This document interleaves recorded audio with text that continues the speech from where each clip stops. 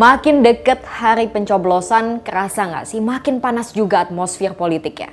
Muncul gerakan salam 4 jari sampai fatwa ulama untuk memilih salah satu pasangan calon. Kok bisa? Kita diskusi.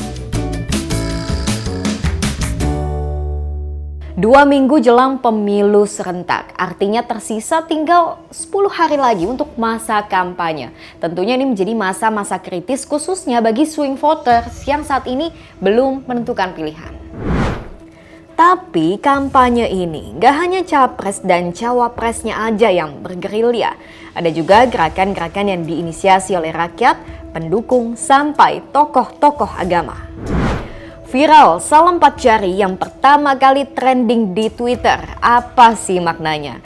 Jadi ini adalah gerakan berupa ajakan kepada masyarakat untuk hanya memilih paslon 1 dan 3 dan tidak memilih paslon 2. Simbol ini juga menghendaki adanya koalisi paslon kubu 01 dan 03. Lalu apa tanggapan masing-masing kubu soal gerakan 4 jari? Lalu apa tanggapan masing-masing kubu soal gerakan 4 jari?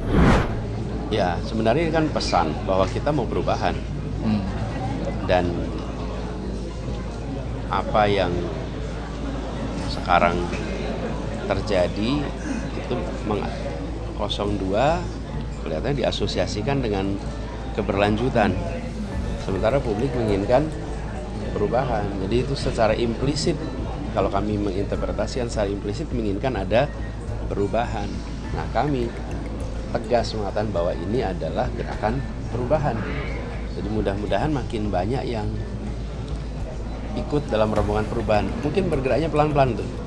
Dari tidak mau keberlanjutan saja, kemudian belum tahu mau ke yang kemana, habis itu nanti pelan-pelan ikut rombongan perubahan.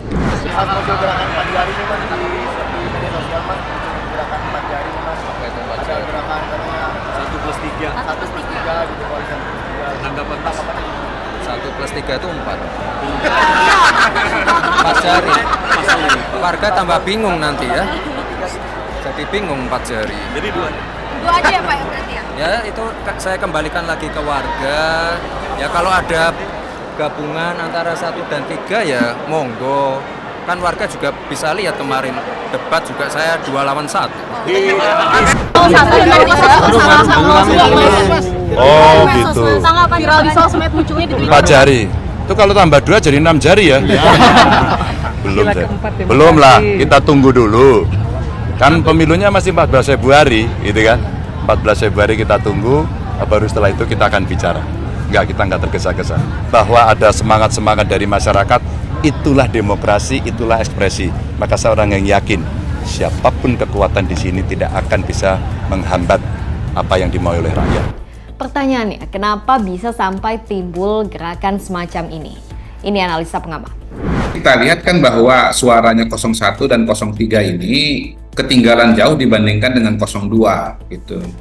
Sehingga dicari celah untuk bisa menekan suara 02 minimal untuk ya agar tidak sekali putaran begitu. Nah, karena itulah kemudian dicoba sebuah gerakan sosial gitu ya.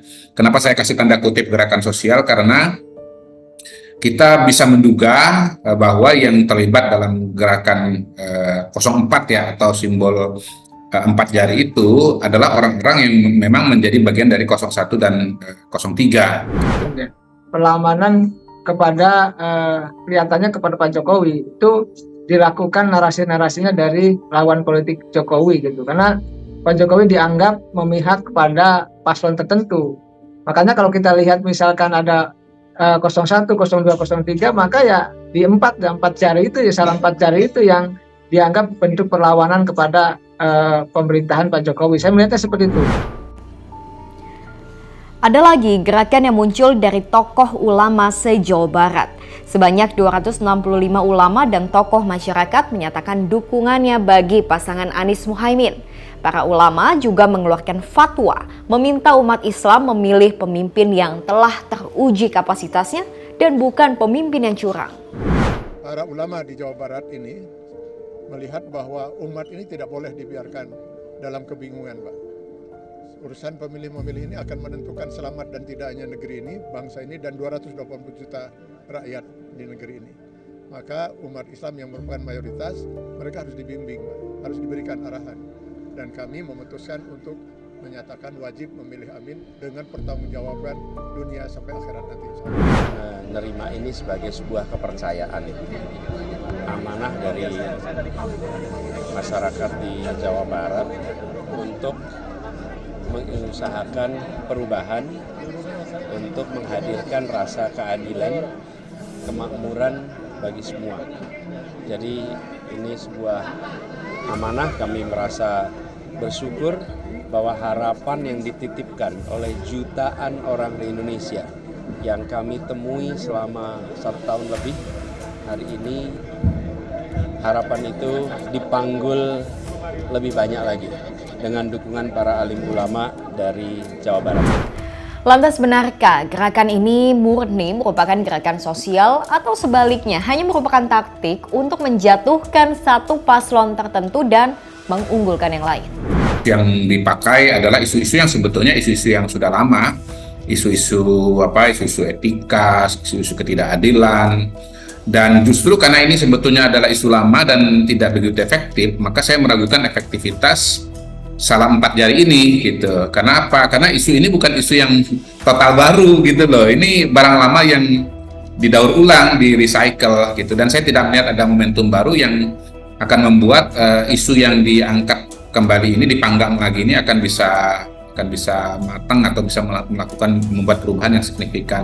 Salam 4 jari menurut saya gerakan yang memang otentik datang dari warga gitu kan. Karena ini ada aktivis-aktivis di Partai Hijau di Indonesia yang kemudian membuat gerakan salam 4 jari ini, ya asal bukan 02 kan gitu. Jadi boleh 03, wajib 03 atau 01, tapi nggak boleh 02 kan gitu. Jadi menurut saya ini kan bagian dari satu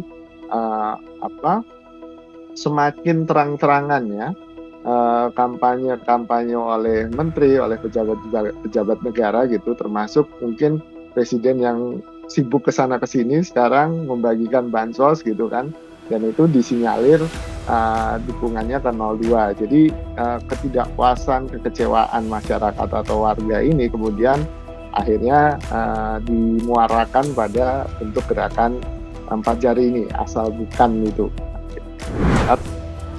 Bicara soal elektabilitas, kami merangkumnya untuk Anda rilis sejumlah lembaga survei di awal tahun ini. Carta Politika, survei 4-11 Januari 2024. Prabowo Gibran 42,2%, Ganjar Mahfud 28%, Anies Mohaimin 26,7% dan tidak menjawab 3,1%. Indikator Politik Indonesia, survei tanggal 10-16 Januari. Prabowo Gibran 48,55%, Anies Mohaimin 24,17%, Ganjar Mahfud 21,60% dan tidak menjawab 5,68%. Lingkaran Survei Indonesia atau LSI DNIJA, survei tanggal 16-26 Januari. Prabowo Gibran tembus 50,7%, Anies Mohaimin 22%, Ganjar Mahfud 19,7%, lain-lain dan tidak menjawab 7,6%. Dengan perbedaan yang tipis antara paslon 01 dan 03 yang masih sangat mungkin saling berkejaran, sementara paslon 02 yang konsisten berada di puncak elektabilitas. Mungkinkah gerakan-gerakan yang ada di masyarakat saat ini bisa menggoyang elektabilitas? Bisa berpengaruh ke elektabilitas? Ya tentu saja bisa berpengaruh, karena ini bentuknya gerakan yang datang dari akar rumput gitu, dan menyasar pemilih rasional dan pemilih pemula sebenarnya kan, yang kebanyakan juga eager atau sangat bersemangat untuk mengetahui apa yang terjadi di politik gitu Mas. Jadi menurut saya ketika gerakan ini kemudian disandingkan dengan argumen-argumen yang rasional, tentu ini bisa bisa mempengaruhi publik, terutama pemilih rasional, untuk tidak memilih pasangan calon tertentu. Sebagai sebuah gagasan tentu sah-sah saja, tetapi kalau kita bicara efektivitasnya, menurut saya dengan analisa yang tadi itu agak sulit dan tidak akan membuat perubahan-perubahan yang signifikan atau nyata gitu. Survei elektabilitas saat ini memang bisa memberikan prediksi, tapi apakah serta-merta menggambarkan hasil pada Pilpres mendatang? Ya belum tentu. Tersisa 9 sampai 10 hari sebelum memasuki masa tenang, singkat tapi ingat banyak juga yang bisa terjadi bahkan dalam hitungan jam. Akankah ada kejutan-kejutan lain? Kita nantikan. Saya Sylvia, makasih udah diskusi.